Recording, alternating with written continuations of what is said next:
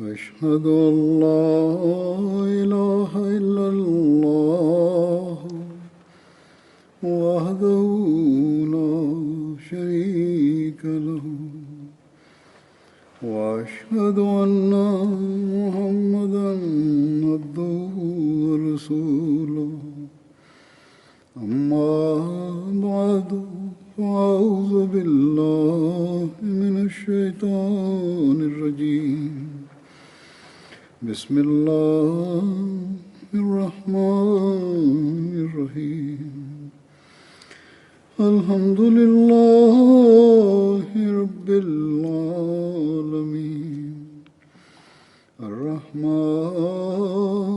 الرحيم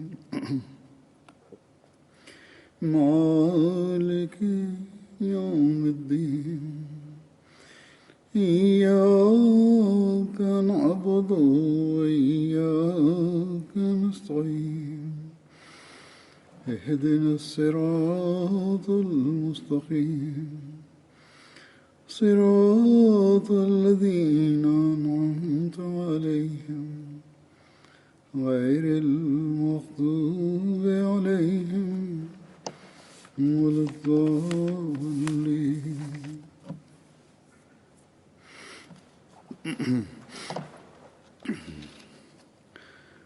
حضرت مسیح موعود علیہ الصلوۃ والسلام نے ایک موقع پر فرمایا کہ میں خدا تعالیٰ کا شکر کرتا ہوں کہ اس نے مجھے ایک مخلص اور وفادار جماعت عطا کی ہے. میں دیکھتا ہوں کہ جس کام اور مقصد کے لیے میں ان کو بلاتا ہوں نہایت تیزی اور جوش کے ساتھ ایک دوسرے سے پہلے اپنی ہمت اور توفیق کے موافق آگے بڑھتے ہیں اور میں دیکھتا ہوں کہ ان میں ایک صدق اور اخلاص پایا جاتا ہے.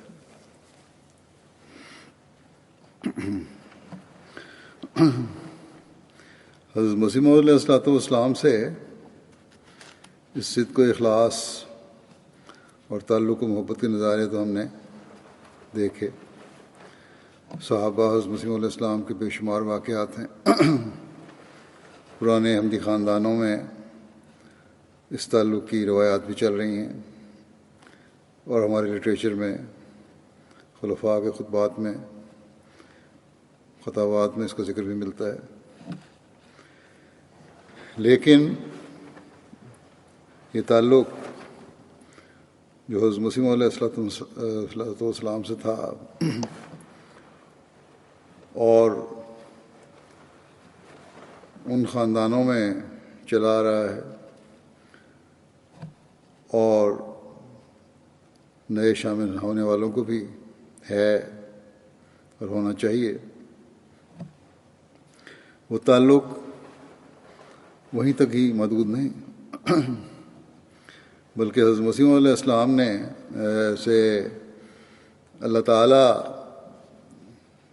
کے وعدے کے مطابق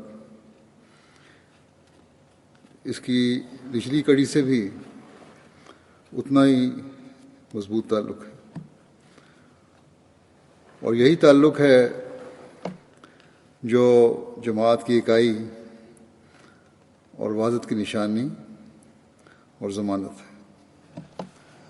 حضرت مسیح علیہ السلام نے جب اللہ تعالیٰ سے اطلاع پانے کے بعد اپنے اس دنیا سے رخصت ہونے کی خبر جماعت کو دی تو ساتھ ہی جماعت کی تسلی کے لیے اللہ تعالیٰ سے اطلاع پا کر جماعت میں سلسلہ خلافت کے جاری ہونے کی خوشخبری بھی دی. چنانچہ آپ علیہ السلام نے فرمایا رسالہ الوصیت میں یہ تحریر فرمایا کہ تم میری اس بات سے جو میں نے تمہارے پاس بیان کی غمگین مت ہو اور تمہارے دل پریشان نہ ہو جائیں کیونکہ تمہارے لیے دوسری قدرت کا بھی دیکھنا ضروری ہے اور اس کا آنا تمہارے لیے بہتر ہے کیونکہ وہ دائمی ہے جس کا سلسلہ قیامت تک منقطع نہیں ہوگا اور وہ دوسری قدرت نہیں آ سکتی جب تک میں نہ جاؤں، لیکن میں جب جاؤں گا تو پھر خدا اس دوسری قدرت کو تمہارے لیے بھیج دے گا جو ہمیشہ تمہارے ساتھ رہے گی، جیسا کہ خدا کا براہین احمدیہ میں وعدہ ہے۔ اور وہ وعدہ میری ذات کی نسبت نہیں ہے بلکہ تمہاری نسبت وعدہ ہے، جیسا کہ خدا فرماتا ہے کہ میں اس جماعت کو جو تیرے پیراؤ ہیں قیامت تک دوسروں پر غلبہ دوں گا۔ بس اللہ تعالیٰ کے اس وعدے کے مطابق آپ کی وفات کے بعد خلافت کا نظام جاری ہوا، اور صرف نظام کا جاری ہونا ہی کوئی حقیقت نہیں رکھتا۔ جب تک خلیفہ وقت اور افراد جماعت کے درمیان اخلاص و وفا اور ارادت و مودت کا تعلق نہ ہو، اور یہ تعلق اللہ تعالیٰ ہی پیدا کر سکتا ہے۔ کوئی انسان یا انسانی کوشش اس تعلق کو نہ پیدا کر سکتی ہے نہ قائم رکھ سکتی ہے، اور جماعت کی اکائی اور وحدت اور ترقی کی ضمانت یہی تعلق ہے، اور یہی اللہ تعالیٰ کے وعدے کے پورا ہونے اور حضرت مسیح موعود علیہ السلام کے ساتھ اللہ تعالیٰ کی تائیدات و نصرت اور سلسلہ احمدیہ کے سچے ہونے کی دلیل ہے۔ خلافت کے ساتھ افراد جماعت کا جو تعلق ہے، جس میں پرانے احمدی بھی شامل ہیں اور نئے آنے والے بھی، نوجوان بھی اور بچے بھی، مرد بھی اور عورتیں بھی، دور دراز رہنے والے احمدی بھی جنہوں نے کبھی خلیفہ وقت کو دیکھا بھی نہیں ہے، سب شامل ہیں۔ لیکن صرف شامل یہ سب لوگ جو ہیں اخلاص و وفا میں بڑھے ہوئے ہیں اور بڑھنے کی کوشش کرتے ہیں۔ خلیفہ وقت کا پیغام پہنچے تو اس پر عمل کرنے کی کوشش کرتے ہیں۔ محبت اور تعلق کا اظہار اس طرح کرتے ہیں کہ حیرت ہوتی ہے، اور یہ سب باتیں اللہ تعالیٰ کے وعدے کے پورا ہونے کی فعلی شہادت ہے، اور جماعت کی ترقی بھی اس تعلق سے وابستہ ہے۔ جیسا کہ میں نے کہا،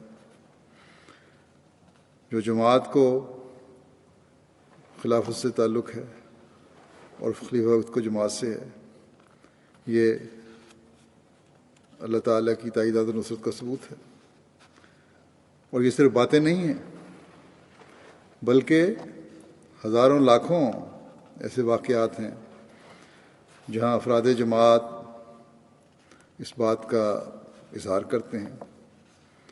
اگر ان واقعات کو جمع کیا جائے تو بے شمار ضخیم جلدیں اس کی بن جائیں گی۔ بہرحال اس وقت میں بعض واقعات، جذبات اور احساسات کا ذکر کروں گا جو جماعت کو خلیفہ وقت سے ہر زمانے میں رہے اور اب تک ہیں، حضرت مسیح علیہ السلام کی وفات کے بعد سے شروع ہوئے، جو آج 112 سال مکمل ہونے کے بعد بھی اسی طرح قائم ہیں۔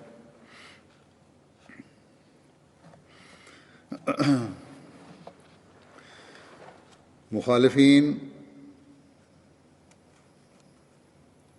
تو سمجھتے تھے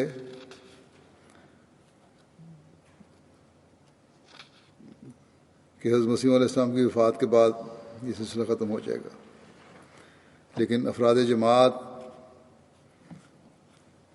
کا ارادت و مودت اور اخلاص و وفا کا تعلق خلافت سے اور حضرت مسیح علیہ الصلوۃ والسلام سے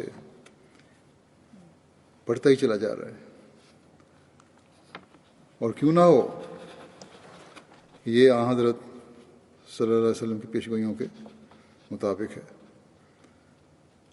بہرحال اب میں چند واقعات پیش کرتا ہوں، اور جو حضرت خلیفۃ مسیح اول سے میں شروع کرتا ہوں، ایک دو واقعات بیان کروں گا۔ پہلے ایڈیٹر صاحب البدر حضرت خلیفۃ مسیح اول رضی اللہ عنہ کی ولادت کے ایام کے بارے میں لکھتے ہیں، ان ایام میں خدام کے خطوط عیادت کے کثرت سے آ رہے ہیں، اور ان خطوں پہ حضرت خلیفۃ مسیح اول نے فرمایا، میں ان سب کے واسطے دعا کرتا ہوں جو عیادت کا خط لکھتے ہیں۔ ایڈیٹر صاحب لکھتے ہیں کہ عشاق عجیب پیراؤں میں اپنی محبت کا اظہار کر رہے ہیں۔ ان میں سے چند خطوط کا اقتباس بطور نمونہ درج کرتا ہوں۔ حکیم محمد حسین صاحب قریشی لکھتے ہیں، میں نے تو ایک روز جناب باری میں عرض کی تھی کہ اے مولا، حضرت نوح کی زندگی کی ضرورتیں تو مختصر مقام تھیں، اور اب تو ضرورتیں جو پیش ہیں ان کو بس تو ہی جانتا ہے، ہماری عرض قبول کر اور ہمارے امام کو نوح کی سی عمر عطا کر۔ پھر برادر لکھتے ہیں کہ برادر محمد حسن صاحب پنجابی مدراس سے لکھتے ہیں کہ حضرت صاحب کی روح بسیط ہونے کی خبر پڑھ کر مجھے اس قدر خوشی ہوئی جس کا اندازہ میرا مولا کریم اور رحیم خدا ہی جانتا ہے۔ پھر لکھتے ہیں ایڈیٹر صاحب، محبت عجیب چیز ہے۔ ہمارے دوست میاں محمد بخش صاحب جو ملک آسٹریلیا میں تجارت کرتے ہیں، اپنے خط میں تحریر فرماتے ہیں کہ آپ قادیان کی اخبار کی ذیل میں حضرت خلیفۃ المسیح کے متعلق جو سرخی قائم کرتے ہیں، اس میں صرف خلیفۃ المسیح کے الفاظ نہ ہوں، بلکہ سرخی میں ہی آپ کی صحت و عافیت کے متعلق کوئی لفظ اشارہ کرتا ہو، کیونکہ بدر کو کھولنے کے وقت سب سے اول جن الفاظ کو ہماری مشتاق نگاہیں تلاش کرنے کو دوڑتی ہیں، وہ اسی سرخی کے الفاظ ہیں، اور ہمارا جی چاہتا ہے کہ خود اس سرخی میں ایسے الفاظ ہوں جو اندرونی عبارت پڑھنے سے قبل ہی ہمارے دلوں کو راحت پہنچانے والے ہو جائیں۔ سو ہم اپنے عزیز دوست کے اس اخلاص کو، ایڈیٹر صاحب لکھتے ہیں، اپنے عزیز دوست کے اخلاص کو عزت کی نگاہ سے دیکھتے ہیں، ان کے منشا کے مطابق اس دفعہ سرخی قائم کرتے ہیں۔ پھر حضرت ابو عبداللہ صاحب کھیوا باجوہ کے تھے، حضرت مسیح علیہ السلام کے صحابی تھے، حضرت خلیفۃ مسیح اول کی صحبت میں بیٹھے ہوئے تھے، اور انہوں نے ایک دن عرض کیا کہ مجھے کوئی نصیحت ارشاد فرمائیں۔ حضرت مسیح علیہ السلام نے فرمایا کہ میں نہیں سمجھتا کوئی چیز کرنے کی ہو اور آپ کرنا چکے ہوں۔ فرمایا مولوی صاحب، میں نہیں سمجھتا کوئی چیز کرنے کی ہو اور آپ کرنا چکے ہوں، اب تو حفظ قرآن ہی باقی ہے۔ چنانچہ حضرت خلیفۃ مسیح اول کی بات سن کے تقریباً 65 سال کی عمر میں انہوں نے قرآن کریم حفظ کرنا شروع کیا، اور باوجود اتنی عمر ہونے کے حافظ قرآن ہو گئے۔ یہ تھا کہ کسی طرح میں خلیفۃ المسیح کا حکم بجا لاؤں، اس پہ عمل کروں۔ خلیفۃ مسیح ثانی کے زمانے میں جب شدی نے زور پکڑا، یہ حالت دیکھ کر حضرت مسلم موعود رضی اللہ عنہ کا دل بے قرار ہوا، اور آپ نے اسی سال 9 مارچ کو خطبہ 1923 میں یہ ہوا تھا شروع ملکانہ کا علاقے میں، اسی سال 9 مارچ کو خطبہ جمعہ میں احمدیوں کو اپنے خرچ پر ان علاقوں میں جانے اور دعوت اللہ کے ذریعے ان مرتدین کو واپس لانے کا منصوبہ جماعت کے سامنے رکھا۔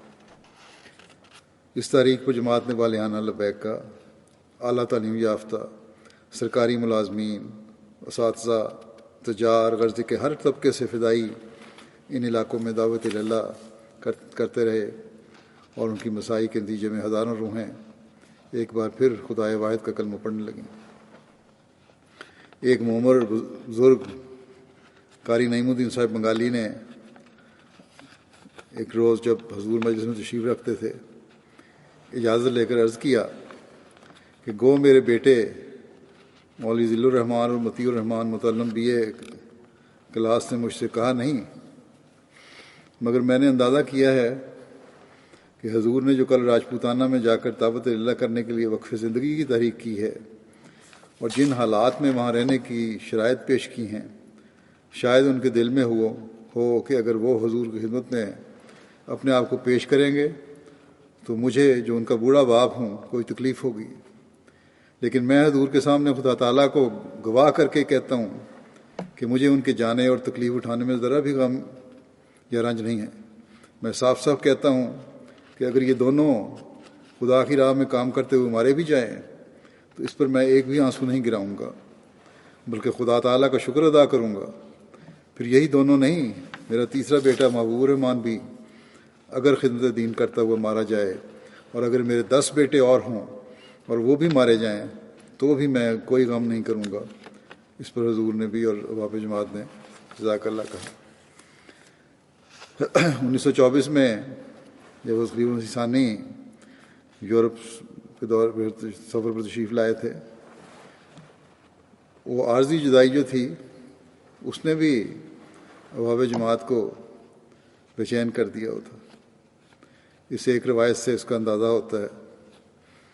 بابو سراج الدین صاحب اسٹیشن ماسٹر لکھتے ہیں کہ میرے آقا، ہم دور ہیں، مجبور ہیں، اگر ممکن ہوتا تو حضور کے قدموں کی خاک بن جاتے تاکہ جدائی کے صدمے نہ سہتے۔ آقا، میں 4 سال سے دارالعمان نہیں گیا تھا، مگر دل کو تسلی تھی کہ جب چاہوں گا حضور کے قدم بوسی کر لوں گا، لیکن اب ایک دن مشکل ہو رہا ہے۔ اللہ پاک حضور کو بخیر و عافیت، مظفر و منصور جلدی واپس لائے۔ یہ محبت ہے کس کی پیدا کی؟ حضرت خلیفہ مسیح ثانی فرماتے ہیں کہ ایک نوجوان نے گزشتہ سال میری تحریک کو سنا۔ وہ ضلع سرگودے کا باشندہ تھا۔ وہ نوجوان بغیر پاسپورٹ کے ہی افغانستان جا پہنچا۔ انہیں خلیفہ وقت کا ارشاد ہے، ایک تعلق ہے اور اس کو بجا لانا ضروری ہے۔ تحریک تبلیغ کی تھی، سنا، افغانستان پہنچ گیا اور تبلیغ شروع کر دی۔ پاسپورٹ بھی پاس نہیں تھا۔ حکومت نے اسے گرفتار کر کے جیل میں ڈال دیا، تو وہاں قیدیوں اور افسروں کو تبلیغ کرنے لگا، اور وہاں کے احمدیوں سے بھی وہیں واقفیت بہم پہنچائی اور بعض لوگوں پر اثر ڈال دیا۔ آخر افسروں نے رپورٹ دی کہ یہ تو قید خانے میں بھی اثر پیدا کر رہا ہے۔ مولانوں نے قتل کا فتویٰ دیا، مگر وزیر نے کہا کہ یہ انگریزی رعایا ہے، اسے ہم قتل نہیں کر سکتے۔ آخر حکومت نے اپنی حفاظت میں اسے ہندوستان پہنچا دیا۔ خلیفہ ثانی لکھتے ہیں کئی ماہ کے بعد واپس آیا ہے۔ اس کی ہمت کا یہ حال ہے کہ میں نے اسے کہا کہ تم نے غلطی کی، اور بہت سے ممالک تھے جہاں تم جا سکتے تھے اور وہاں گرفتاری کے بغیر تبلیغ کر سکتے تھے، تو فوراً بول اٹھا کہ اب آپ کوئی ملک بتا دیں، میں وہاں چلا جاؤں گا۔ اس نوجوان کی والدہ زندہ ہے، لیکن وہ اس کے لیے بھی تیار تھا کہ بغیر والدہ کو ملے کسی دوسرے ملک کی طرف روانہ ہو جائے، مگر میرے کہنے پر وہ والدہ کو ملنے جا رہا ہے۔ خلیفہ ثانی فرماتے ہیں کہ اگر دوسرے نوجوان بھی اس پنجابی کی طرح جو افغانستان سے آیا ہے ہمت کریں تو تھوڑے ہی عرصے میں دنیا کی کایا پلٹ سکتی ہے۔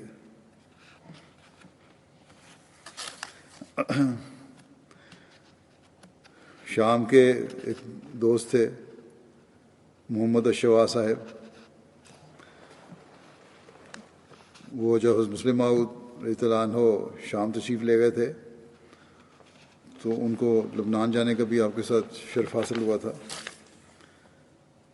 بڑے اچھے وکیل تھے اور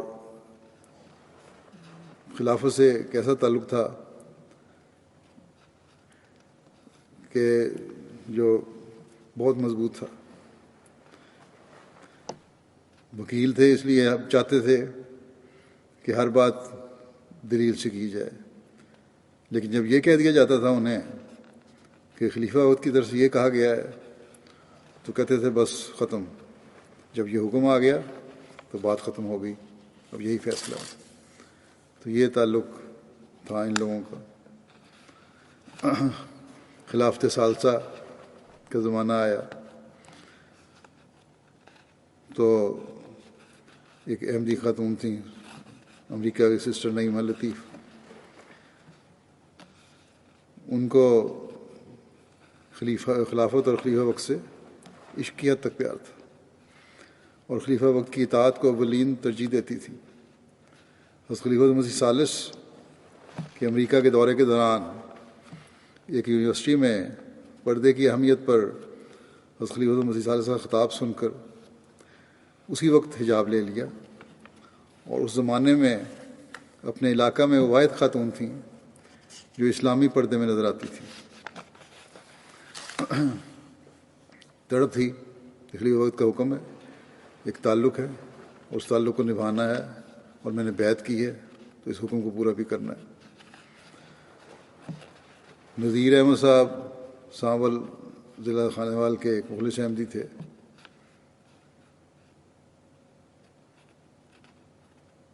نہیں، نذیر احمد صاحب سانول نے یہ واقعہ سنایا ہے کہ ایک مخلص احمدی مکرم مہر مختار احمد صاحب احمد آف باگڑ سرگانہ تھے.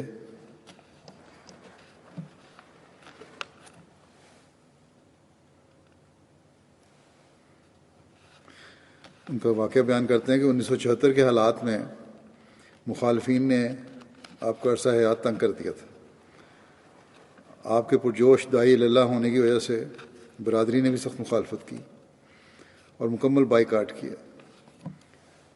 آپ پہلے سے زیادہ اپنے ایمان میں پختہ ہو گئے اس بات سے اور اپنے دائرہ احباب میں وسعت پیدا کر لی. مخالفین نے بھی اپنی دسترگرمیاں تیز کر دیں اور معاندین کی کارروائیاں بڑھنی شروع ہو گئیں. آپ نے بچوں کے حصول تعلیم اور پاکیزہ ماحول میں پرورش دینے کے لیے اپنا رقبہ جو تھا زرعی زمین فروخت کر کے روا کے ماحول میں رقبہ ٹھیکے پر لے کر کاشت شروع کر دی.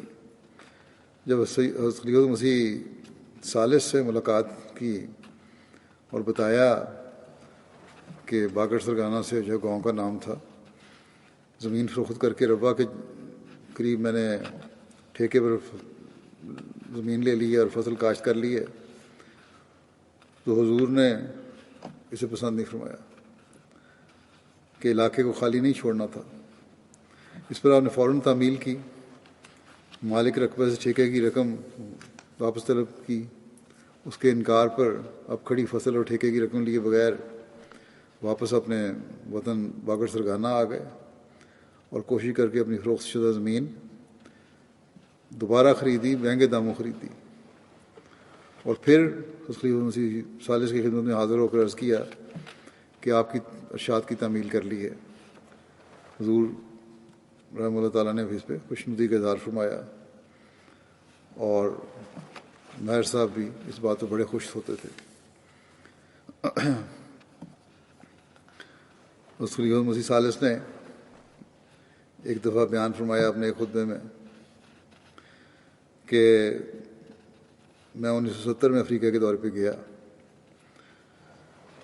ہمارے وہاں ایک جگہ ہمارے مبلغ نے پروگرام ایسا بنایا تھا جو میرے لیے بڑا تکلیف دہ تھا، کیونکہ 100 میل کے قریب فاصلہ طے کر کے میں ایک جگہ ایسے وقت پہنچا کہ میں جماعت سے مسافہ نہیں کر سکتا. اس لیے تکلیف دہ نہیں تھا کہ 100 میل کا سفر تھا، اس لیے تکلیف دہ تھا کہ پروگرام اتنا مختصر تھا کہ وہاں کی جماعت سے مسافہ نہیں ہو سکتا تھا، کیونکہ وہاں ایک ایڈریس دینا تھا جس میں غیر ملکی عیسائی بھی آئے ہوئے تھے۔ فرماتے ہیں کہ میں نے ایڈریس دیا، سوال و جواب ہوتے رہے، اس میں بہت دیر ہو گئی، اور جب خاصا وقت گزر چکا تو ہمارے مبلغ نے اعلان کیا کہ مسافر نہیں ہوں گے۔ اور وہ لوگ، حضور فرماتے ہیں کہ وہ لوگ جن کی ساری عمر میں پہلی دفعہ جماعت احمدیہ کے خلیفہ سے ملاقات ہوئی تھی، ان کے پاس گیا تھا اور کو پتہ نہیں تھا پھر کب ان کو موقع ملے، وہ اس اعلان کے باوجود مسافر کے لیے ٹوٹ پڑے۔ خلیفہ ثالث فرماتے ہیں کہ مقامی احمدی دوستوں نے میرے پرائیویٹ سیکرٹری اور دوسرے ساتھیوں کو اتنے دھکے دیے کہ ان کو پتہ ہی نہیں لگا کہ وہ کہاں گئے، اور مسافہ شروع کر دیا۔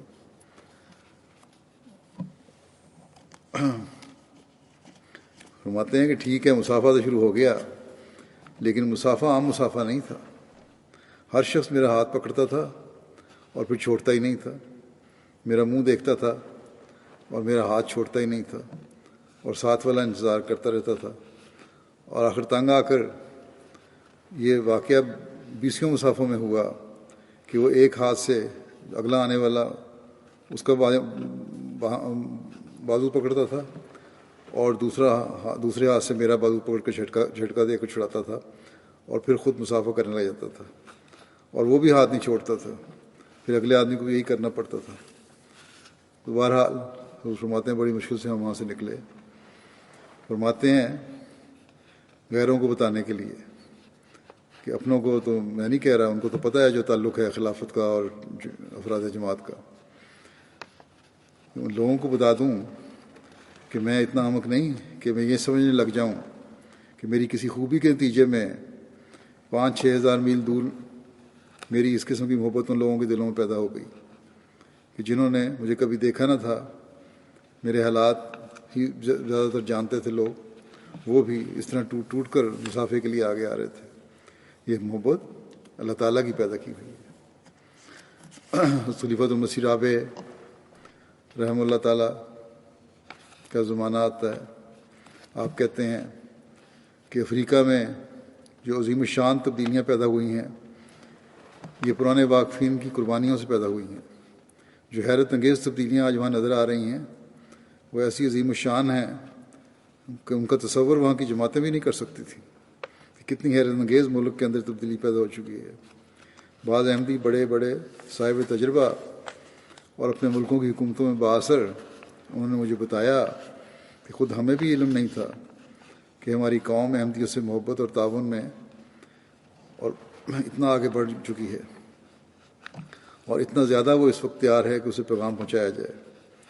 چنانچہ ایک صاحب نے، فرماتے ہیں ایک صاحب، ان کا نام لینا مناسب نہیں اور ملک کا نام بھی ظاہر کرنا مناسب نہیں، انہوں نے کہا کہ مجھے تو کچھ سمجھ نہیں آ رہی، یہ ہو کیا رہا ہے؟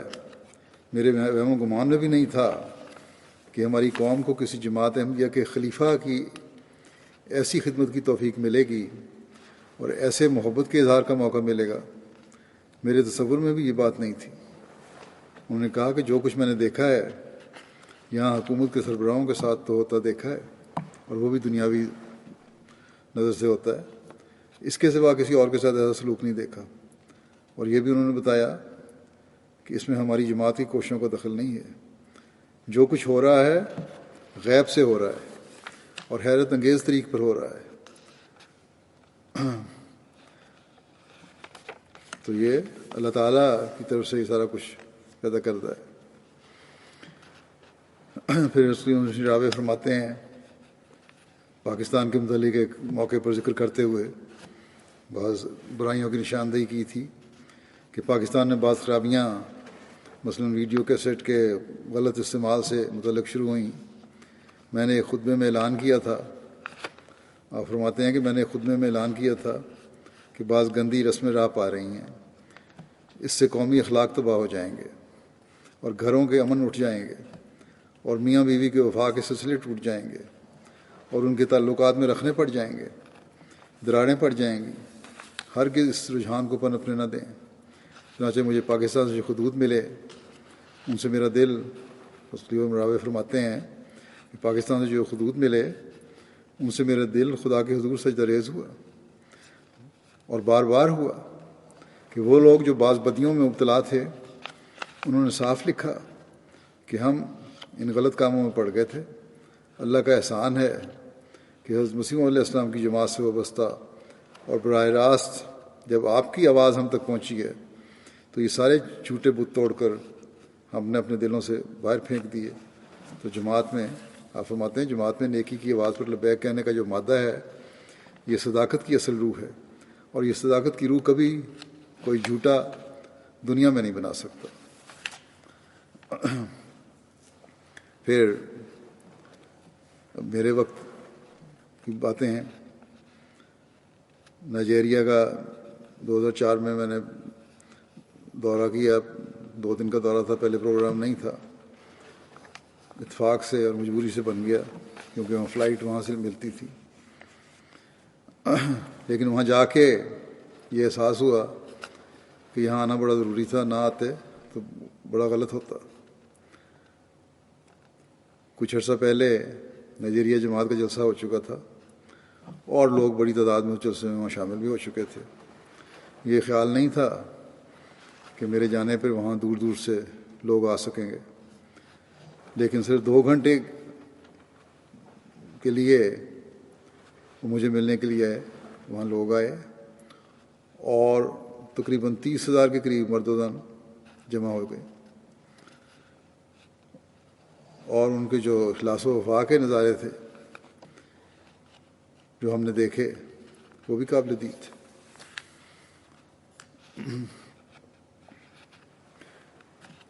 خلافت سے اخلاص کا تعلق اور جو محبت ہے وہ ناقابل بیان ہے.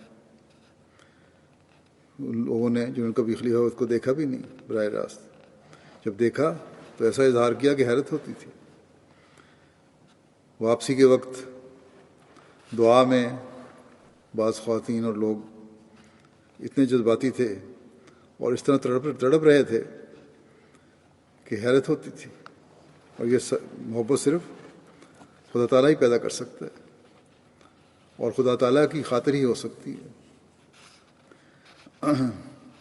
مولوی کہتے ہیں کہ ہم نے افریقہ کے فلاں ملک میں جماعت کے مشن بند کرا دیے اور فلاں میں ہمارے سے وعدے ہو چکے ہیں کہ وہ مشن بند ہو جائیں گے، اور یہ کر دیا اور وہ کر دیا، بڑے مارتے رہتے ہیں.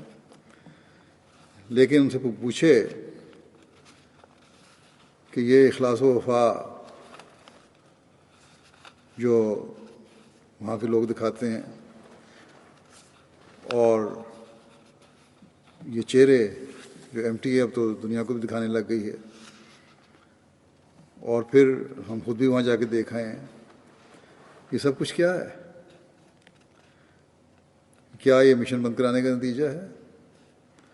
بہرحال انہوں نے تو اپنی بڑے مارنی ہیں، مارتے رہیں، لیکن یہ باتیں ہمارے ایمان کو مضبوط کرتی ہیں اور اس میں زیادتی کا باعث بنتی ہیں. گھانا کا دورہ تھا، وہاں اللہ تعالیٰ کے فضل سے جو 2008 کا دورہ تھا، وہاں جو جماعت نے ایک زمین خریدی ہے، بڑا وسیع رقبہ ہے، تقریباً 500 ایکڑ کے قریب. وہاں اکثر وہاں جلسہ تھا اور اکثر احباب و خواتین میرے جانے سے پہلے پہنچ چکے تھے. اور اس جگہ نئی جگہ پہ پہلے ایک پولٹری فارم ہوتا تھا، اس کے شیڈ تھے، اس کو بدل کر وہاں کی جماعت نے جلسے کے لیے کچھ رہائش بھی بنا دی تھی، کھڑکیاں دروازے لگا کر بیرکس جیسی بن گئی تھیں. لیکن اس کے باوجود جگہ کی تنگی تھی، لیکن اس کے جگہ کی تنگی کی کسی نے بھی شکایت نہیں کی، کوئی شکوہ نہیں کیا. جو وہاں لوگ آئے ہوئے تھے، بہت سارے لوگ شامل ہوئے جلسے میں، انہیں بہت لوگ ایسے تھے جو بڑے اچھے کھاتے پیتے لوگ تھے، کاروباری لوگ تھے، اسکولوں کے پڑھانے والے تھے، دوسرے کام کرنے والے تھے. اگر ان کو رہائش نہیں ملی تو باہر صف بچھا کر آرام سے سو گئے. ایک تو ویسے بھی گھانین قوم میں صبر ہے، لیکن ان دنوں میں تو خاص طور پر انہوں نے بہت صبر دکھایا. کسی نے ایک دو ایسے لوگوں سے پوچھا جو اس طرح باہر پڑے ہوئے تھے کہ تم بڑی تکلیف ہوئی ہوگی، تو انہوں نے کہا ہم تو جلسہ سننے آئے ہیں اور خلیفہ وقت کی موجودگی میں جلسہ ہو رہا ہے، 2 دن کی عارضی تکلیف سے کیا فرق پڑتا ہے؟ ہم خوش ہیں کہ اس جلسے میں شمولیت کی اللہ تعالیٰ نے ہمیں توفیق عطا فرمائی۔ برکینا فاسو سے بھی لوگ وہاں آئے ہوئے تھے، دوسرے ہمسایہ ممالک سے آئے ہوئے تھے۔ مجھے پتہ لگا کہ برکینا فاسو سے جو قافلہ آیا ہوا ہے بہت بڑا تھا، ان میں لوگوں کو کھانا نہیں ملا، بعضوں کو 3000 کے قریب ان کی تعداد تھی، سب سے بڑی تعداد انہی کی تھی جو وہاں گئی تھی۔ 300 خدام سائیکلوں پر بھی وہاں آئے تھے، 1600 کلومیٹر کا سفر کر کے۔ بہرحال وہاں کے مبلغ کو میں نے کہا ان کو کھانا نہیں ملا، ان سے معذرت کر دیں اور آئندہ ان کا خیال بھی رکھنا ہے آپ لوگوں نے۔ جب ان کو یہ معذرت کا پیغام پہنچایا تو انہوں نے جواب دیا کہ ہم جس مقصد کے لیے آئے تھے وہ ہم نے حاصل کر لیا۔ کھانے کیا ہے، وہ تو روز کھاتے ہیں، حالانکہ غریب لوگ روز بھی بیچارے کیا کھاتے ہوں گے۔ جو کھانا انہوں نے کہا ہم اس وقت کھا رہے ہیں، روحانی فائدہ اٹھا رہے ہیں، وہ روز کہاں ملتا ہے۔ برکینا فاسو کی جماعت اتنی پرانی نہیں ہے، یہ اب بھی اس کو میرا خیال ہے جب میں دورے پہ گیا ہوں اس کی 10-15 سال پرانی تھی، اب 30 سال پرانی ہو گئی ہوگی، لیکن اخلاص و وفا اور محبت میں یہ ترقی کرتے چلے جا رہے ہیں لوگ۔ غربت کا یہ حال ہے کہ بعض لوگ ایک جوڑا جو کپڑے پہن کے آئے تھے وہی کپڑے ان کے پاس تھے، اسی میں 3-4 دن یا 5 دن یا ہفتہ گزارا اور پھر سفر بھی کیا۔ پیسے جوڑ جوڑ کے جلسے پر پہنچے تھے کہ خلافت جوبلی کا جلسہ ہے اور خلیفہ وقت کی موجودگی میں ہو رہا ہے، اس لیے ہم نے اس میں ضرور شامل ہونا ہے۔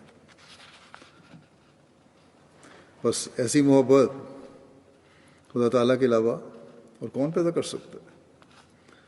جو خدام سائیکلوں پر سوار ہو کر آئے تھے ان کے اخلاص کا اندازہ بھی اس بات سے ہوتا ہے کہ مختلف جگہوں پر پڑاؤ کرتے ہوئے 7 دن مسلسل سفر کرتے رہے اور یہاں پہنچے۔ ان سائیکل سواروں میں 50-60 سال کی عمر کے لوگ بھی تھے بعض، اور 13-14 سال کے 2 بچے بھی شامل تھے۔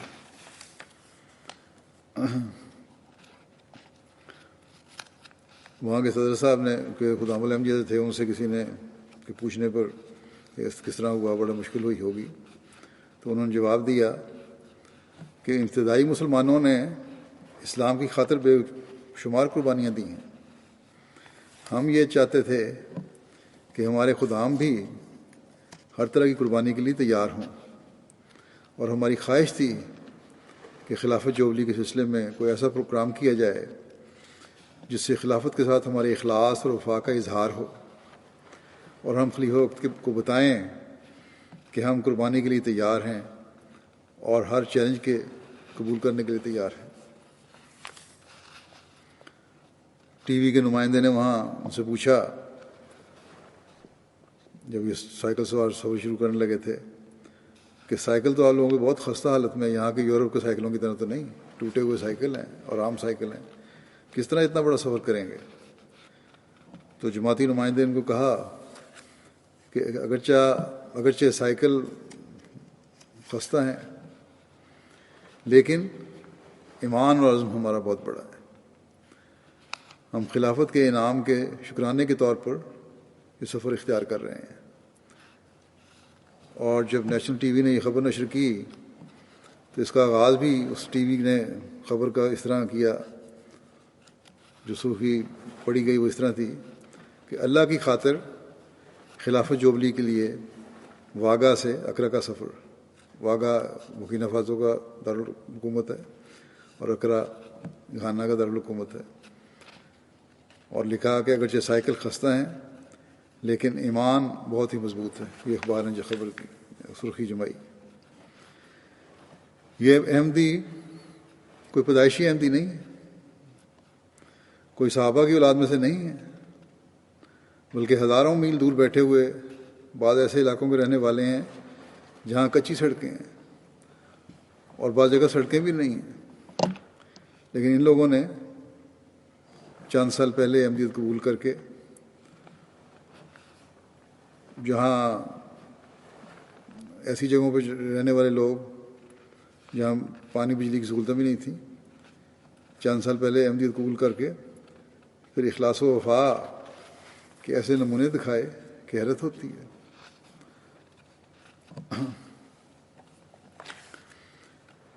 بعض جگہ ان کو غربت و افلاس نے بالکل بے حال کیا ہوا ہے، لیکن حضرت محمد مصطفیٰ صلی اللہ علیہ وسلم کے غلام صادق کی جماعت میں شامل ہو کر وہ اخلاص ان میں پیدا ہو گیا ہے کہ جہاں دین کا سوال پیدا ہوا یا جب بھی سوال پیدا ہو وہاں ان کے عزم چٹانوں کی طرح مضبوط ہے اور ہر قربانی کے لیے تیار ہیں اور محبت سے لبریز ہیں.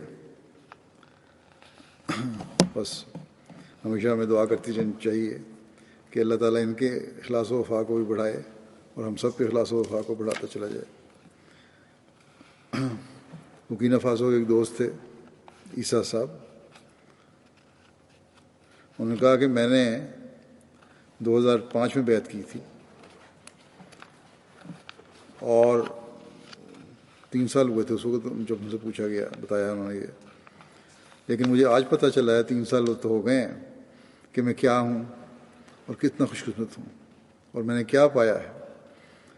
اپنی خوشی کا اظہار میرے بیان سے باہر ہے، کیونکہ آج میں نے خلیفہ وقت کو دیکھا اور ملاقات کی. بعض کی خلافت سے محبت آنسوؤں کی شکل میں ان کی آنکھوں سے بہہ رہی تھی. تو یہ اخلاص و وفا ہے جو نئی قائم ہونے والی جماعتوں میں. گزشتہ سال کسی فتنہ پرداز کی ایک وجہ سے ایک غلط فہمی کو پکڑ کر اس نے فتنہ پھیلانے کی کوشش کی. بعض جماعت کے مخلصین بھی نوجوان مخلصین تو تھے لیکن نوجوانوں میں زیادہ تر اس کی باتوں میں آ گئے اور ان کا رویہ ذرا عجیب ہو گیا. کہتے اپنے آپ کو احمدی تھے لیکن نظام سے علیحدہ ہو رہے تھے. بہرحال وہاں مالی سے میں نے مبلغ کو وہاں بھیجا، ان کے مقامی تھے. انہوں نے معاذ صاحب نے وہاں جا کے ان کو سمجھایا، جب بتایا کہ تم ایک طرف کہتے ہو خلافت سے ہمارا تعلق ہے، دوسری طرف نظام سے ہٹ رہے ہو، تو یہ درست نہیں ہے. تو تقریباً تمام نے معافی کے خطوط لکھنے شروع کر دیے اور انہوں نے کہا کہ ہم غلط فہمی کی وجہ سے اس اور تربیت کی کمی کی وجہ سے ان باتوں میں آ گئے تھے. ہمارا خلافت کے ساتھ وفاقت مکمل تعلق ہے اور ہم سوچ بھی نہیں سکتے خلافت سے کبھی علیحدہ ہوں. چنانچہ دوبارہ وہ اللہ تعالیٰ کے فضل سے نظام جماعت کا حصہ بن گئے. تربیت کی کمی تھی تو اکھڑے. جہاں احساس دلایا گیا فوراً اپنی غلطی کا احساس ہوا اور خلافت سے کامل وفا کا تعلق کا اظہار کیا اور کہا کہ جب ہم علیحدہ تھے تب بھی ہم خلافت سے علیحدہ نہیں ہوئے تھے، ہم تو بعض عہدیداروں سے علیحدہ ہوئے تھے. تو بہرحال یہ ان کی وفا اور اخلاص کا معیار ہے، تعلق ہے. اسی طرح گیمبیا سے آئے ہوئوں کا بھی یہی حال تھا. آوی کوسٹ سے آئے تھے لوگ، دوسرے ممالک سے آئے ہوئے تھے. ہر ایک اپنے اپنے انداز میں اخلاص اور وفا اور فدائیت میں بڑھا ہوا تھا. گانا میں جلسے کے دوران پہلے میں بیان کر چکا ہوں، ایک لمبا فاصلہ تھا جلسہ گاہ سے لے کے جہاں ہم رہائش تھی ہماری، وہاں اس جگہ پہنچنے میں سڑک ذرا بل کھاتی جاتی تھی، اس لیے 1 کلومیٹر زائد بن جاتا تھا. عورتیں مرد کھڑے رہتے تھے، بچوں کو اٹھایا ہوتا تھا عورتوں نے اور سلام کرواتی تھی.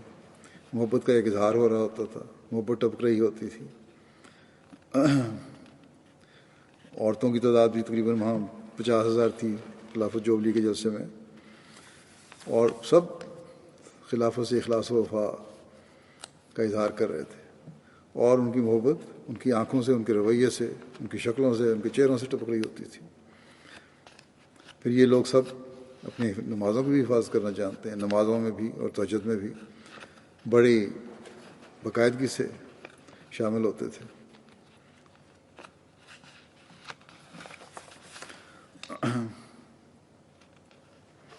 نائجیریا میں جب گیا ہوں تو میں نے بتایا 2 دن کے لیے گیا تھا، نہ یہ دوسری دفعہ جب گیا ہوں، بینن سے گیا تھا بائی روڈ، یا پہلی دفعہ کا قصہ ہے۔ بہرحال راستے میں ایک جگہ تھی، وہاں رکنا تھا، غالباً 2004 کا ہی ذکر ہے شاید۔ پہلے تو پروگرام نہیں تھا، لیکن انہوں نے کہا کہ مسجد نہیں بنی ہے، دیکھ لیں۔ تو وہاں لوگ موجود تھے، ان کی سب کی یہ خواہش تھی، مردوں کی، بچوں کی، کہ مسافہ ہو جائے۔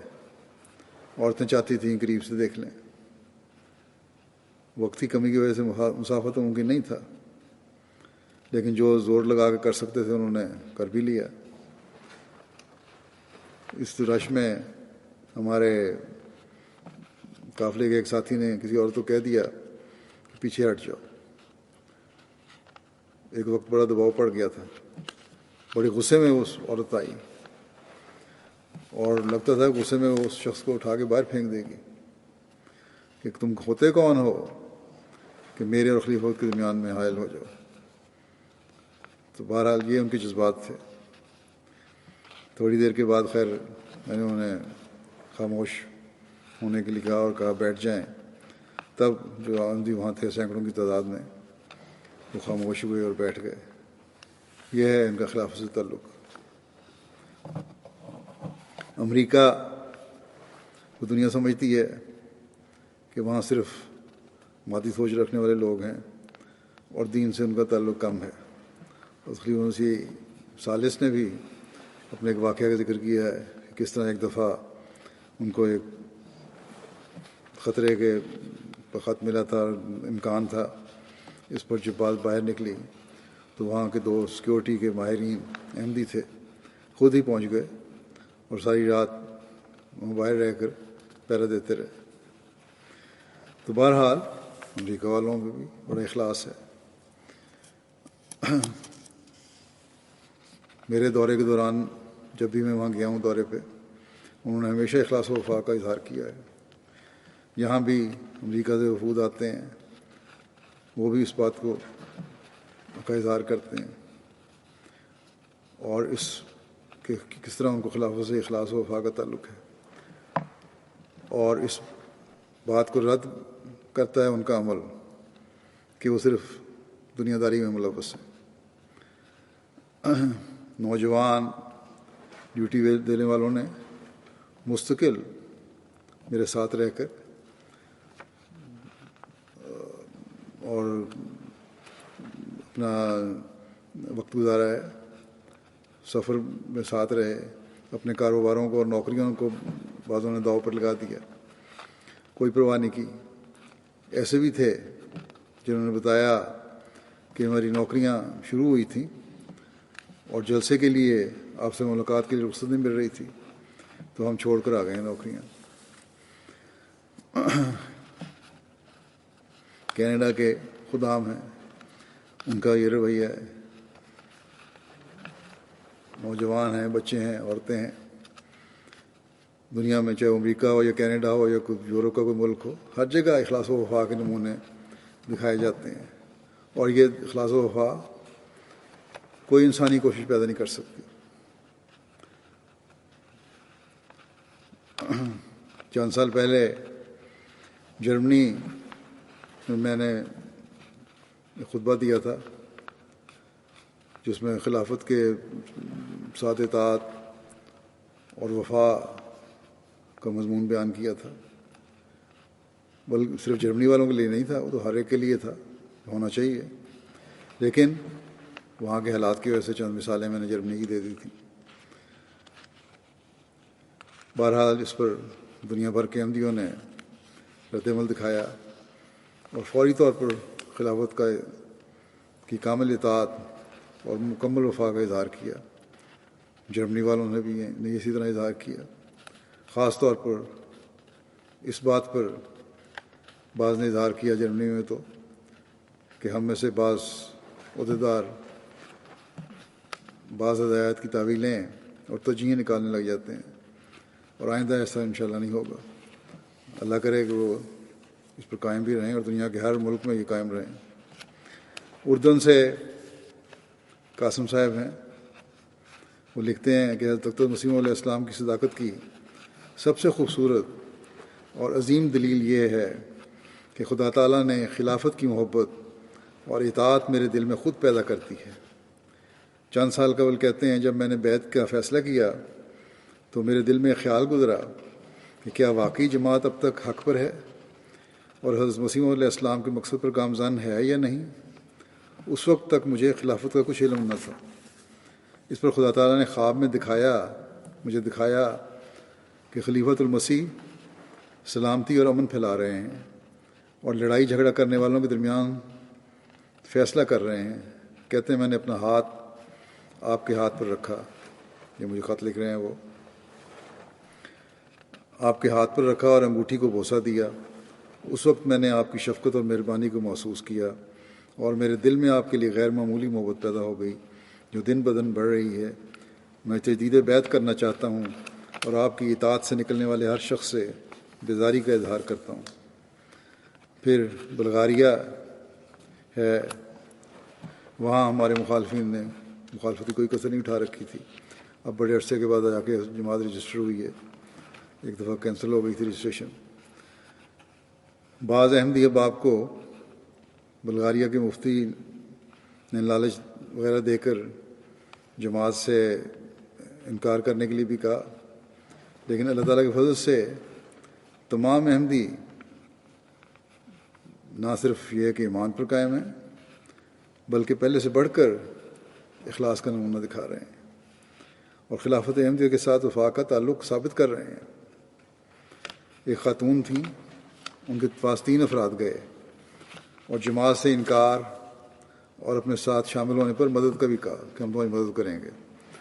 اس خاتون نے، اس مجاہدہ نے بڑے زور سے کہا کہ احمدیت سچی ہے اور میں اپنے خلیفہ سے مل کے آئی ہوں ابھی، اور سب سے بڑھ کر خدا تعالیٰ نے مجھے 3-4 خوابیں دکھائی ہیں اور بتا دیا ہے کہ یہ جماعت سچی ہے، اس لیے آپ اسے چھوڑنے کا سوال ہی پیدا نہیں ہوتا۔ بینین کے وہ لوگ انچارج ہیں آج کل جو، وہ لکھتے ہیں کہ نوبائین کے جلسے میں ایک نوبائے رزاق صاحب نے نمائندگی کرتے ہوئے نوبائین کی کہا کہ دنیا کے نظام میں کسی کو مسئلہ ہو تو وہ چیف کے پاس جاتا ہے، نام بات بنے تو تحصیلدار کے پاس جاتا ہے، پھر میئر کے پاس جاتا ہے، پھر وزیر کے پاس جاتا ہے، پھر صدر مملکت کے پاس، اور وہ بھی پتہ نہیں آپ کی بات سنیں یا نہ سنیں، کام کرے یا نہ کرے۔ لیکن جماعت احمدیہ کا نظام تو کمال ہے۔ جماعت احمدیہ کے پاس تو خلیفہ ہے جو ہر ایک کی بولی سمجھتے ہیں اور ہر رنگ اور نسل کو نوازتے ہیں۔ یہ خلافت احمدیہ کی ہی برکت ہے، کہنے لگے یہ خلافت احمدیہ کی ہی برکت ہے کہ ہم قرآن پڑھنے لگ گئے ہیں، اور وہ اسلام جو حضرت محمد رسول اللہ صلی اللہ علیہ وسلم لے کر آئے تھے وہ آج ہم تک پہنچ گیا ہے۔ فرانس کی لیلا صاحبہ کہتی ہیں میں نے 217 میں بیعت کی تھی، 2017 میں۔ ہر صبح آپ کو خط پڑھتی ہوں جس نے میری زندگی بدل کے رکھ دی ہے۔ آپ کی حفاظت اور تائید اور نصرت کے لیے تمام نمازوں میں دعا کرتی ہوں۔ اب یہ دعا کی تحریک بھی اللہ تعالیٰ کی طرف سے پیدا کی ہوئی ہے۔ بیعت کے بعد ایک نئی انسان بن گئی ہوں۔ مالی انسان کے مبلغ لکھتے ہیں کہ ہماری ایک جماعت وولوں کے ایک ممبر عبدالرحمن کولی بالی صاحب میں وفات پا گئے ہیں۔ کچھ عرصہ قبل اپنے بچوں کو جمع کر کے وصیت کی کہ اگر میں جوان ہوتا اور چل پھر سکتا تو میں جماعت کے مشن میں جا کر بیٹھ جاتا اور جماعت مجھے جو بھی کام دیتی وہ کرتا. اور اس کے ساتھ انہوں نے اپنے بچوں کو نصیحت کی کہ ان کا 2 ماہ کا چندہ رہتا ہے، ان کو ان کی زندگی میں پتہ نہیں، زندگی کا پتہ نہیں، لیکن وہ ضرور ادا کر دیا جائے تاکہ میں قرض دار ہونے کی صورت میں اس دنیا سے نہ جاؤں.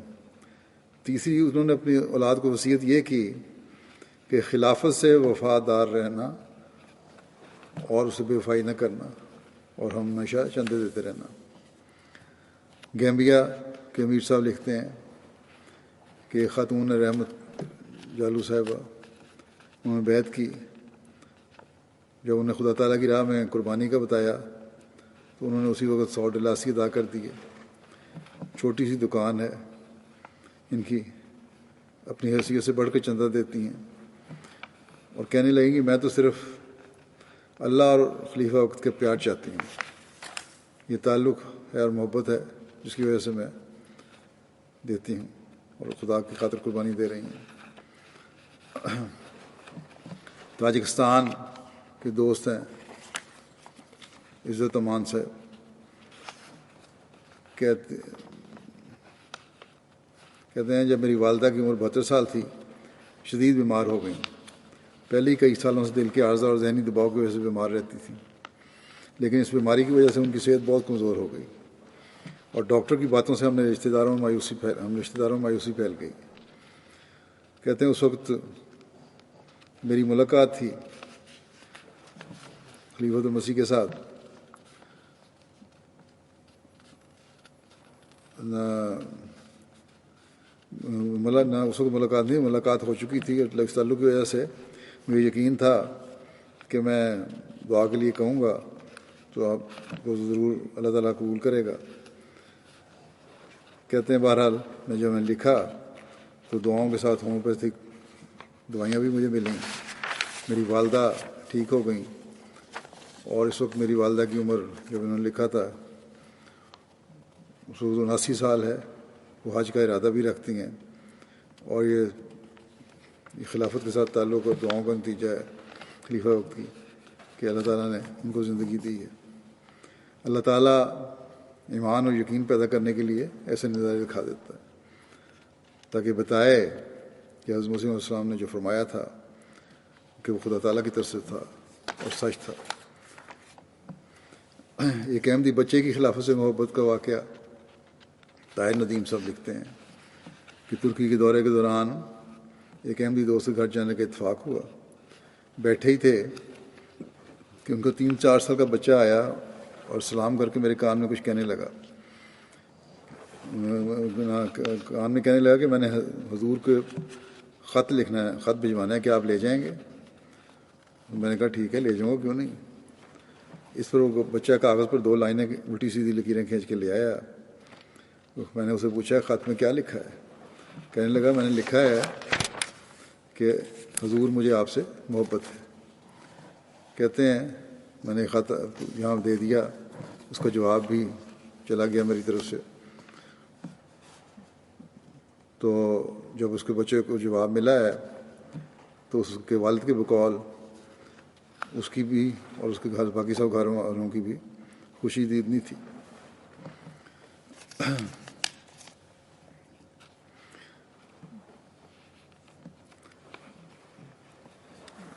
اسی طرح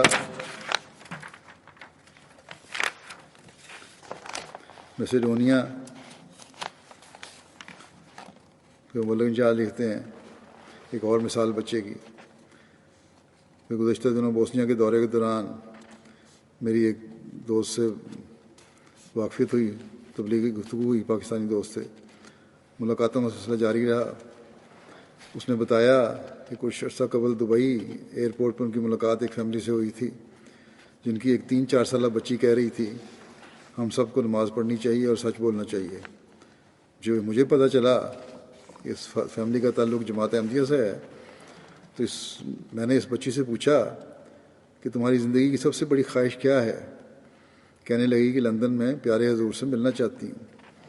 کہتا ہے کہ اس بات نے مجھ پر بہت گہرا اثر چھوڑا کہ اتنی چھوٹی عمر اور اتنی ہے اور اس کی سب سے بڑی خواہش خلیفہ سے ملاقات کرنا ہے. اسی طرح آج کل بچوں کی یہ گیم تھی، اس پہ جب میں نے روکا کہ نہیں کھیلنی، اس سے غلط بعض دفعہ عادتیں پڑ جاتی ہیں، تو والدین پہلے تو پریشان ہوئے کس طرح روکیں گے بچوں کو ہم. لیکن اکثر والدین نے مجھے لکھا کہ آپ کا خطبہ سننے کے بعد بچوں نے خود آ کے ہمیں کہا کہ کیونکہ اب خلیفہ وقت کی طرف سے آ گیا ہے کہ نہیں کھیلنا، تو ہم نہیں کھیلیں گے.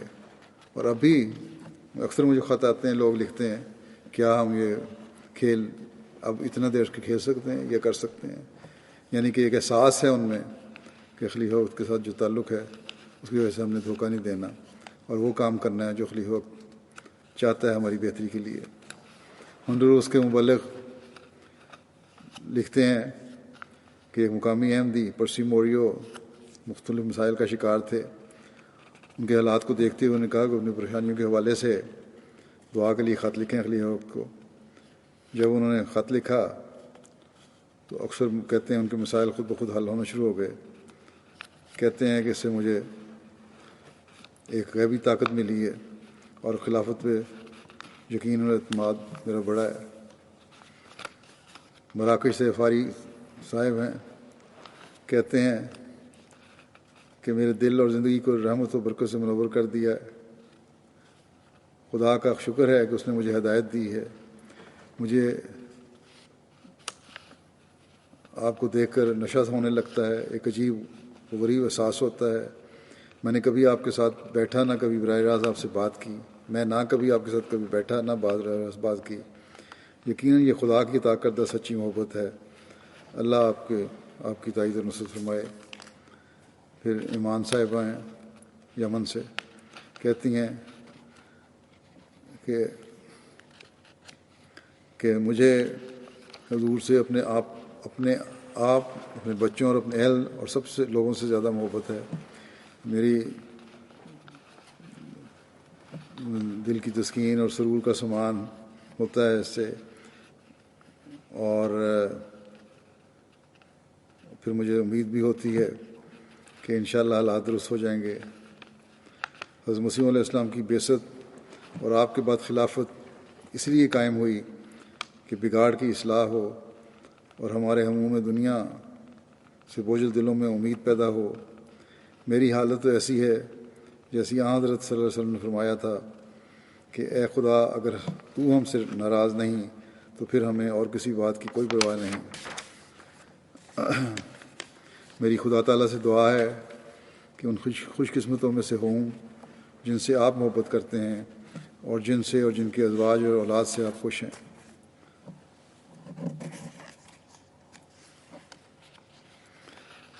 پھر توفیق صاحب تیونس سے لکھتے ہیں کہ ہمیں آپ سے محبت ہے، ہمیں آپ کی کشتی پر سوار ہیں اور اس میں تربیت پائی اور حضرت اقدس مسیح موعود علیہ السلام کے چشمے سے کھایا پیا. ہم اپنے عہد پر قائم ہیں، آپ کے ساتھ جڑے بغیر ہماری اصلاح نہیں ہو سکتی. ہم دنیا نہیں چاہتے، صرف یہ تمنا ہے کہ ہمارے بارے میں یہ کہا جائے کہ فلاں اس مبارک جماعت کی پیروی کی برکت سے کامیاب ہو گیا. عہد پر قائم رہنے اور اس کے مطابق عمل کرنے کی توفیق ملے اور مسلمانوں کے اتحاد کے لیے دعا کی درخواست ہے.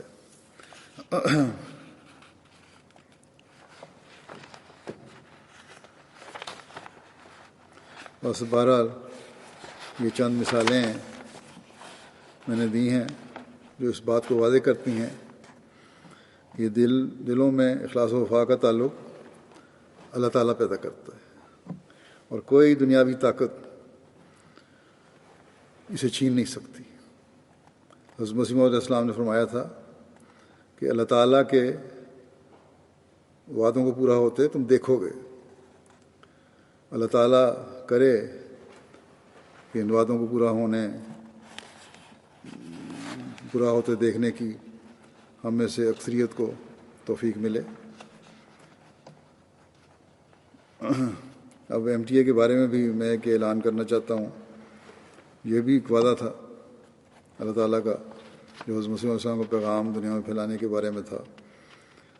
بہرحال 27 مئی سے یوم خلافت والے دن سے ایک نئی ترتیب کے ساتھ یہ چینل شروع کیے گئے ہیں. ان کی تفصیل میں بیان کر دیتا ہوں. شروع میں بعض جگہ امریکہ میں خاص طور پر کچھ تھوڑی سی مشکل بھی پیش آئی تھی، لیکن اب وہ امید حال ہو گئی ہوگی. لیکن بہرحال اس نظام کے ساتھ جو شروع کیا گیا ہے، میں یہ کچھ بتلا دینا چاہتا ہوں کہ مختلف ریجنز کے اعتبار سے 8 چینلز میں تقسیم کر دیا گیا ہے ایم ٹی اے کو. ایم ٹی اے 1 جو ہے یہ چینل عموماً یو کے اور یورپ کے بعض علاقوں کے ناظرین کے لیے ہوگا. اس چینل کی مین لینگویج جو زبانیں ہیں وہ انگریزی اور اردو ہوں گی. اسی چینل پر انگریزی اور اردو زبانوں کے پروگرام نشر کیے جائیں گے. نیز بعض دوسری زبانوں کے پروگرام بھی انگریزی اور اردو ترجمے کے ساتھ نشر کیے جائیں گے. میرے لائیو نئے ریکارڈڈ پروگرام بھی اسی چینل کے programme M T A 1 world کے طور پر باقی تمام چینل پر بھی نشر ہوں گے. ایم ٹی اے 2 یورپ، یہ چینل یورپ اور مڈل ایسٹ کے ممالک کے ناظرین کے لیے ہوگا. اس پر اردو، انگریزی، Turkish, French, Spanish, German, Dutch, Russian اور پرشین فارسی زبانوں کے پروگرام نشر کیے جائیں گے. اس پر اس وقت مختلف زبانوں کے 2 گھنٹے کے سروسز چلتی ہیں. مذکورہ بالا زبانوں کے پروگراموں کا اسی طرح پر اضافہ کر دیا جائے گا.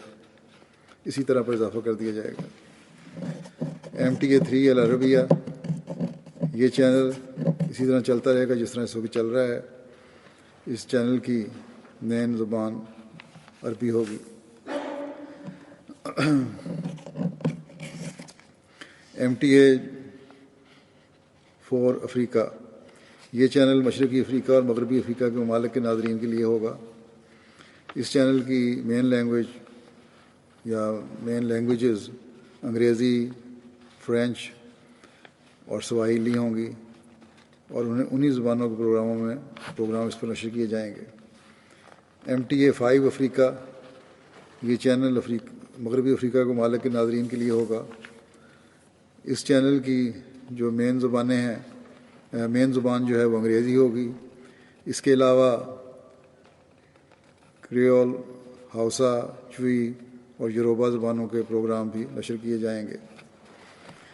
ایم ٹی اے 6 ایشیا، یہ چینل ایشیا سیٹ پر ہوگا اور Asia, far east, Indonesia, Japan, Australia, New Zealand اور رشیا وغیرہ ممالک کے ناظرین کے لیے ہوگا. اس چینل کی جو زبانیں ہیں مین وہ اردو، انگریزی اور انڈونیشین ہوں گی.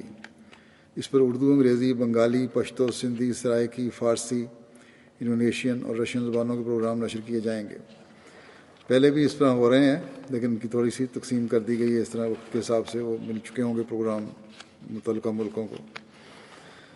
ایم ٹی اے 7 ایشیا، یہ ایچ ڈی چینل ہے، چھوٹی ڈش پر دیکھا جائے گا. یہ انڈیا، پاکستان، بنگلہ دیش، سری لنکا اور نیپال وغیرہ ممالک کے ناظرین کے لیے ہوگا. اس چینل کی جو زبانیں ہیں اردو، بنگالی اور ہندی ہوں گی. ان کے علاوہ اس پر تامل اور ملیالم زبانوں کے پروگرام بھی نشر کیے جائیں گے. ایم ٹی اے 8 امریکہ، یہ چینل امریکہ، نارتھ امریکہ اور کینیڈا وغیرہ کے ناظرین کے لیے ہوگا. پہلے بھی یہ چل رہا ہے، اس میں تھوڑی سی ترتیب بدلی گئی ہے، تھوڑا سا ایک تبدیلی کی گئی ہے. بہرحال اصل میں تو اصولی طور پر وہی اسی طرح جاری ہے جیسے پہلے جاری تھے یہ سارے چینل. بہرحال یہ ایم ٹی 8 امریکہ کا جو نام دیا گیا ہے اس میں امریکہ، نارتھ امریکہ اور کینیڈا وغیرہ کے ناظرین کے لیے ہوگا. یہ چینل کی زبانیں انگریزی اور اردو ہوں گی. اس کے علاوہ فرینچ اور اسپینش زبانوں کے پروگرام بھی اس پر نشر کیے جائیں گے. ایم ٹی اے کے لائیو پروگرام جو ہیں، ایم ٹی اے کے درج ذیل لائیو پروگرام مختلف چینل پر نشر ہوں گے. رائے ہدا، الحوار المباشر اور بنگلہ پروگرام ایم ٹی اے کے تمام چینلز پر ان پروگراموں کا ترجمہ ان چینلز کی مین لینگویجز کے ساتھ نشر کیا جائے گا. اور پھر ایم ٹی اے جنرل اسلام، یہ سوئسٹین یا جرمنی کی زبانیں الفاظ ہیں، یہ ایم ٹی اے 2 یورپ پر نشر کیے جائیں گے. ہورائزن ڈی اسلام، یہ M T A 1، M T A 2 Europe, M T A 4 Africa اور ایم ٹی اے 5 افریقہ پر اس چینل کی نشر کیا جائے گا. یہ فرینچ میں ہے. مین لینگویج کے ساتھ اس کا ترجمہ بھی ساتھ ساتھ آتا رہے گا، اور اسی طرح انتخاب رسول وغیرہ کے جو پروگرام ہیں وہ بھی MTA 1 پر اور MTA 2 پر یورپ پر، MTA 6 ایشیا پر اور MTA 7 ایشیا پر نشر ہوگا۔ بہرحال یہ تھوڑی سی تبدیلی کی گئی ہے چینلوں کے حساب سے بھی، اور شاید بعض دفعہ سیٹنگ میں کوئی عموماً تبدیلی کوئی نہیں ہوگی، پہلے ہی چل رہے ہیں اسی طرح، یہ نام دیے گئے ہیں مختلف چینل کو اس حساب سے۔ بہرحال اللہ تعالیٰ یہ جو نظام یہ بنایا گیا اللہ تعالیٰ اس میں برکت ڈالے، اور اس کو MTA کو پہلے سے بڑھ کر اسلام کا حقیقی پیغام دنیا کو پہنچانے کی توفیق عطا فرمائے۔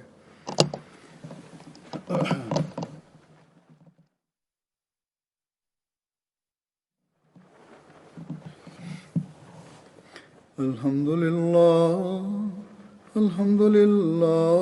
نحمده ونستعينه ونستغفره ونؤمن به ونتوكل عليه ونعوذ بالله من شرور أنفسنا ومن سيئات أعمالنا، من يهده الله فلا مضل له ومن يضلل فلا هادي له، ونشهد أن لا إله إلا الله ونشهد أن محمدا عبده ورسوله۔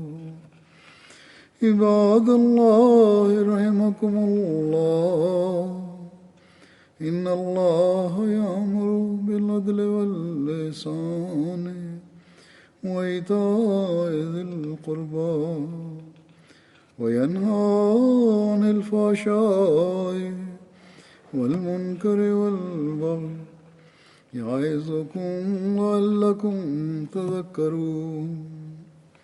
اذكروا الله يذكركم وادعوه يستجب لكم ولذكر الله أكبر۔